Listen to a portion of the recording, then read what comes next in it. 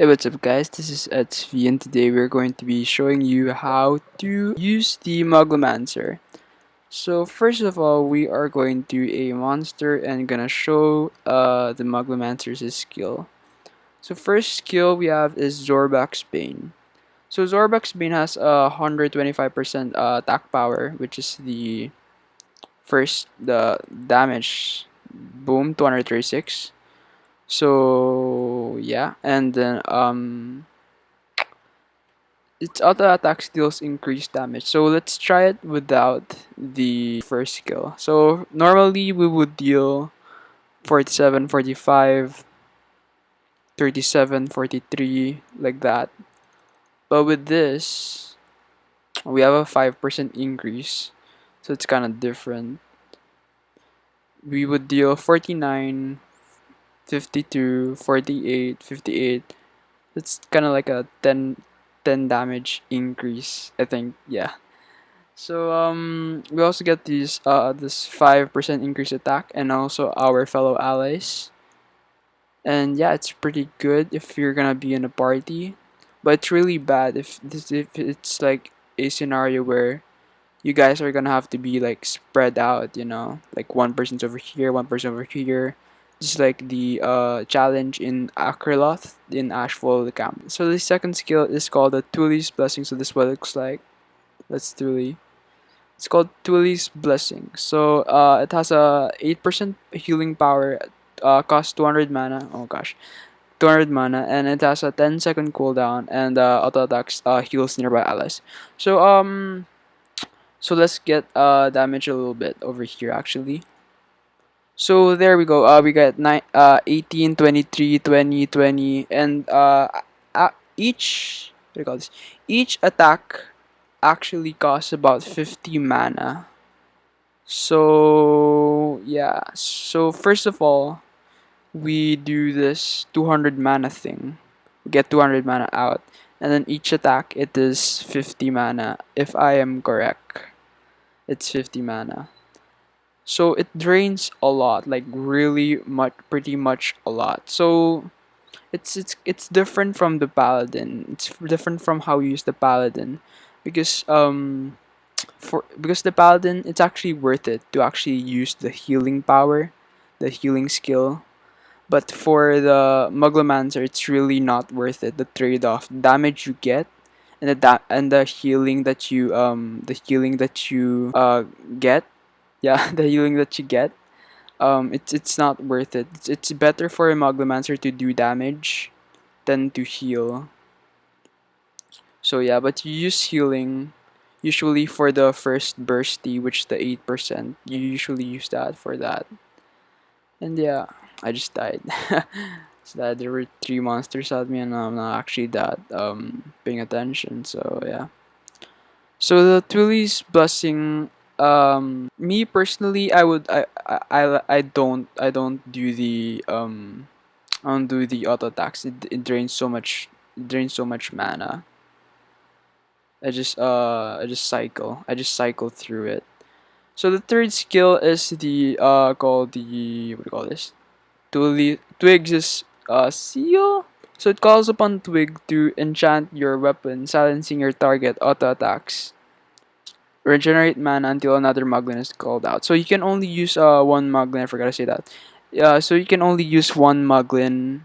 So like over here, right? We have this lines, blue lines. It says auto attacks regenerate mana. If I go here, it says auto attacks heals nearby allies. If I use Zorbak's Bane, we would have auto attacks deal increased damage. So there's you can only use one. So yeah, but it lasts forever. So for this Twig seal, we can silence the enemy, and we can also silence them while they're casting something. So it's like how you use with a mage, when you like stun an enemy while the enemy's casting. Here we're gonna do that in action. So this one, we can silence that, and we don't get that red thingy on the floor. So yeah, that's what you usually use it for. But if it's like so some tips for the Twig's seal. If it's something like that, you can avoid that. You can just go to the side. But for big things like that, you should silence it. For things like this, you should also silence it. But yeah, it depends on the scenario. So you get mana each attack. So I calculated this. It's also 50. It's also 50 mana per attack, and I'm at rank 8 of the Moglomancer, which has the 10 plus increase. This one, the 10 mana per hit. So I tried to check it out, like how much. So let's put away some mana of ours. Boom, boom, boom, boom. And then we get 50 mana each attack. So yeah, it's a lot because it's not only 50 mana each attack, because we also have this natural mana regeneration, which is 20 mana per second. So, while the other one's per attack. So there's a difference. So the last one is called the moglin punt. So it's this very awesome and cool skill that you just punt a moglin and not get reported for I don't know, child abuse, or like, I don't know, protection services. I don't know. The moglin punt, it's very simple. It's very basic. It's just, you just like have a cast time for 1.84 and then you stay in one place. So there are times that I died in Acrolot's stuff because I used the ult and I couldn't move at all. So it was really bad. So it's really important that to know that you cannot move. So you should do this. Boom, boom. That's the Moglin punt. So it's pretty basic. It's pretty basic. You can move it to the side while you have it. You just can't move it, but you can like use the WASD or whatever device you're using. You can just move it side to side. So how do we use this very lot of skills? We can cancel that if we cannot dodge it. So first of all, if you cannot dodge something that you know that it's too late before you can actually dodge it, you should silence it. This one I wasn't thinking, so I need to silence that. So so that's how you use the Moglomancer defensively, or the skill Twig skill defensively, which is you wait, you like wait for the opportunity, like boom, boom. I don't use it immediately, and you just silence it. So that's how you use it defensively, the Twig seal. So for the Zorbak, we have this.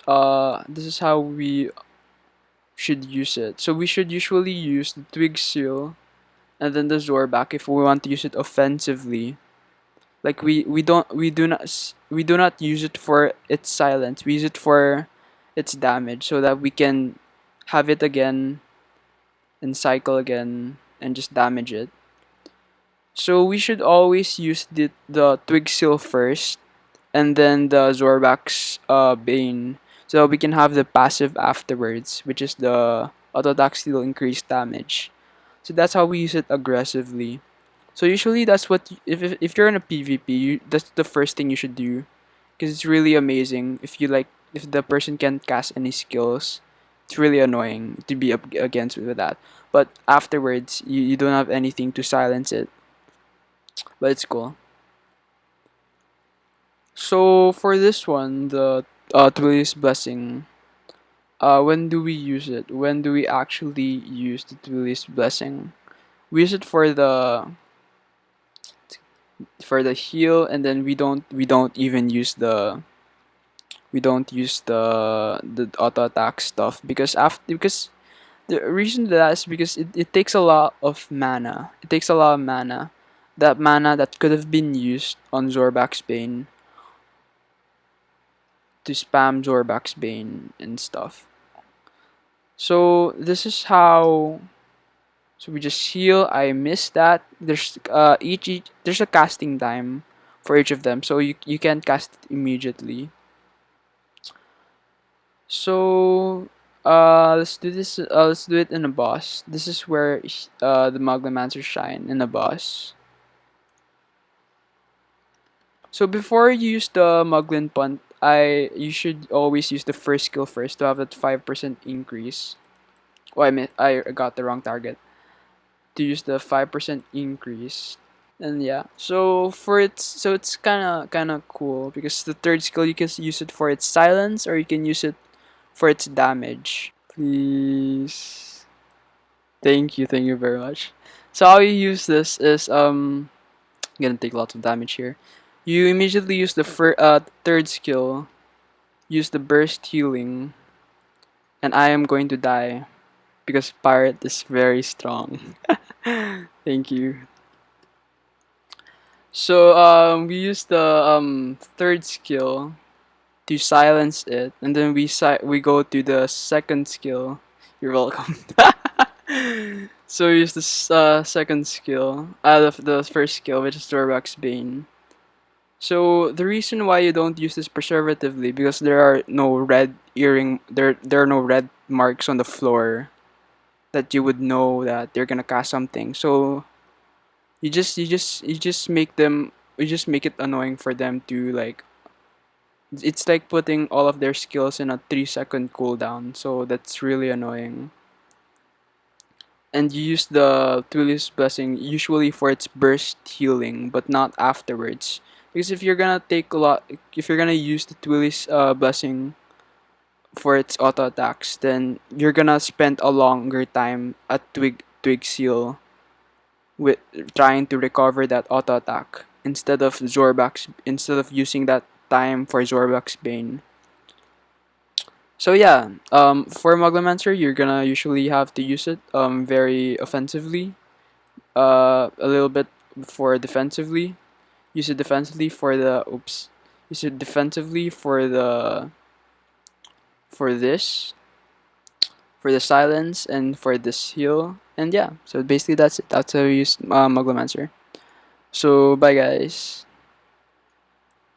Okay, so we're at the level 20 what do you call this place? So we're at the underworld. So we have here HP 1814. We have here HP 1814. So she's actually level 30, but she's gonna take off a few of the armor because this place is level 20 for level 20. So that she's gonna have a little bit of a hard time. Or like not so that she's gonna have a little bit of a hard time. So that so that the level of these meant for level 20s will be kind of the same to her skill level. I don't know how to explain. So if you're gonna be using Moglomancer or even as a paladin, it's really important for you to be in a party because it's the easiest way so that you can heal and stuff. So there. So when you're with a berserk, you usually do not heal when it's like 50% or above because usually they don't want to get healed. They have the life steal, so they can actually be a little bit durable. So they usually stay at like 50% or 40%. If they are actually at 20%, when they're at the 20%, what do you call this? 20% HP, then they're gonna have a hard time trying to be more durable. And they would actually want heals. Or they actually need heals so that they can be um so that they can be a little bit more tankier so that they can actually heal more. So usually berserkers have the what do you call this? So usually berserkers have the um a potion with them. They usually bring potions with them because they're usually at very dangerous levels of like they're usually at very dangerous levels of HP. So they usually bring a potion with them. So just so that you guys would know. So never ever ever ever ever ever heal a berserker if it's like 50% or above, or at least 60% or above. But because the skill of the berserker, the lower their HP is, the stronger their damage is, which is this one. So increase haste as your health decreases. So they really want that haste. They're gonna get more damage, and yeah. So yeah. So basically, Moglomancer is really amazing with Berserker because the heal it's not too much. It's not too much, so that you cannot actually get overboard with the heal. You can actually get overboard with that. So yeah, that's gonna be how you pair if you're gonna be with the Berserker. Do not really heal because your team's gonna really need that damage, and they deal a lot of damage. It's kind of like a pirate, you know. They deal a lot of damage. So yeah, that's how you're gonna be pairing with the Berserker. Just don't let them die. No, just don't let them die. But at the same time, don't heal them at don't heal them at 45% plus. Just heal them when they're at 25% HP, 20% HP. At least 25% HP. Heal them. So yeah, that's gonna be it for the video. If you guys enjoyed the video, please give it a like and subscribe. And thank you guys for watching. So that's the advanced guide for the Moglomancer. So yeah, bye guys.